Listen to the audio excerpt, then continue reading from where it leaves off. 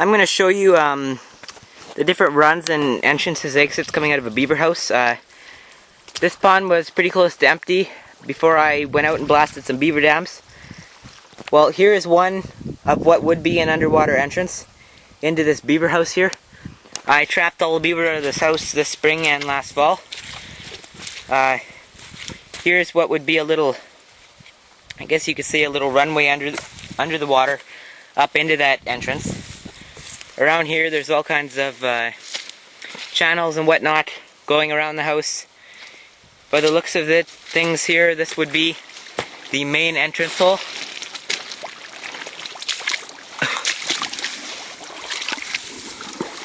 Trying to see how close I can get here without getting a booter.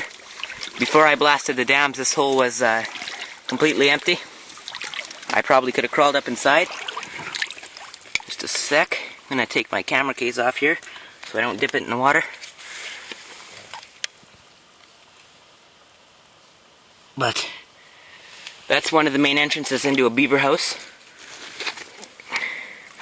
I'm just going to go around the house here and show you some other main items. This here was the main dam before it was blasted. Then you can see all back there, the water went down so much. Where it's dark there before it hits grass, there was water up to there. All back in the bush there, it was all beaver chewings. You can see all the old channels and runways all through here. There's another entrance into the house.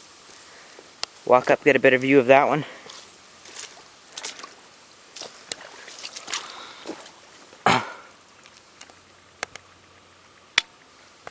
That would definitely be another main entrance or exit.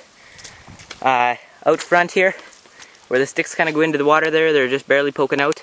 That's the remainder of one of the beaver's feed piles from last winter. Which means that out in these long amounts of sticks here, where the longest sticks go out, there's another entrance or exit there. So that would be 1, 2, 3, and 4 entrances, exits to this house. Not everybody knows that there is multiple entrances to a beaver house. Another thing I like going out and doing is just coming back and looking at my old trapping areas, like right here is Raccoon Tracks. So I'll definitely be in here this winter to trap some raccoons. What you can see back here is runs where the beavers have been coming out of the water, or were, and chewing trees, taking down trees. All these dead trees here are dead because they were at one time flooded and drowned. Once again, you can see all this area was flooded. I'm standing up at a high point right now, but that's the lodge back there. So you can see that the lodge is fairly far from where they would be taking their trees down.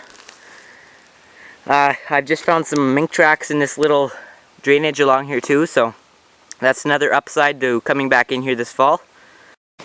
As I'm walking back, I just found this, but I thought it'd be kind of important to show you. Here's a beaver run that just goes underground. The cattle in here have walked over it and collapsed it in. But starting there, it keeps coming. It's all the way back 10 feet from the water now.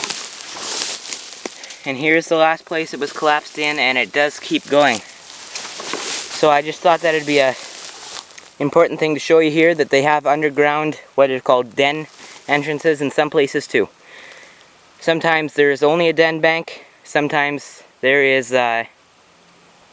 only a house, but sometimes there's both. As you can see here, it's a prime example.